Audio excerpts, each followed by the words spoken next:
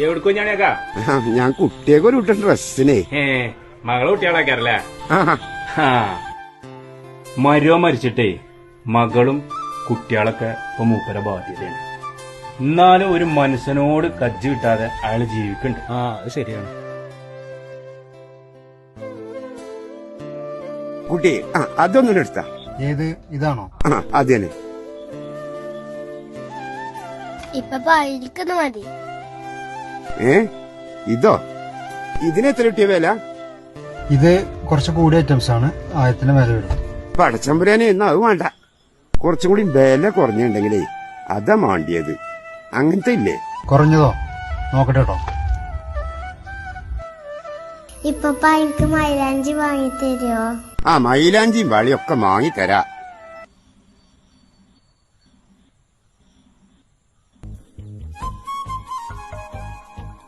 പടച്ചമ്പുരാനെ ബാലനല്ലേ വരുന്നത്? വേണ്ട വേണ്ട വേണ്ട എന്നെ കണ്ടോ. അതെ ഞാനേ ഒളിച്ചാൻ നോക്കിയല്ല. നിങ്ങൾ എന്റെ കുറച്ച് കാശ് വാങ്ങി അന്ന് തുടങ്ങിയതല്ലേ ഈ മാറിക്കളി. വെറുതെ ആളുകൾ പറയുന്നത്. ഒരു ഇടപാട് മതി എല്ലാ ബന്ധവും തകരാൻ.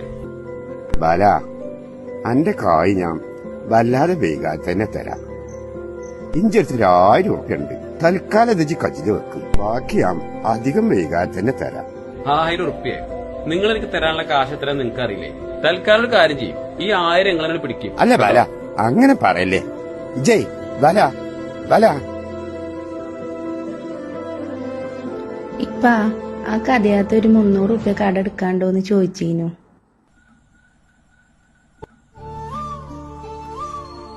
അല്ലാ പെരുന്നാള് കഴിച്ചപ്പഞ്ഞ 1000 ഉറുപ്പ്യാണ് ഉള്ളത്.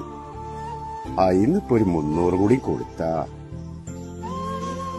പാവം. ഇല്ലാത്തോണ്ടാണല്ലോ ഈ ചോദിച്ചത്. ഉണ്ടാവുന്ന് പറഞ്ഞള മളെ. പഴച്ചമ്പുരാനെ എവിടുന്നാ ഈ കായ്? ഇത് കുറച്ച് തോലുണ്ടല്ലോ തമ്പുരാനെ. എവിടുന്നാ റബ്ബേ? ഇത് എനിക്കും പ്രശ്നങ്ങളില്ലേ? തൽക്കാലം നിങ്ങൾ കാര്യം ചെയ്യും.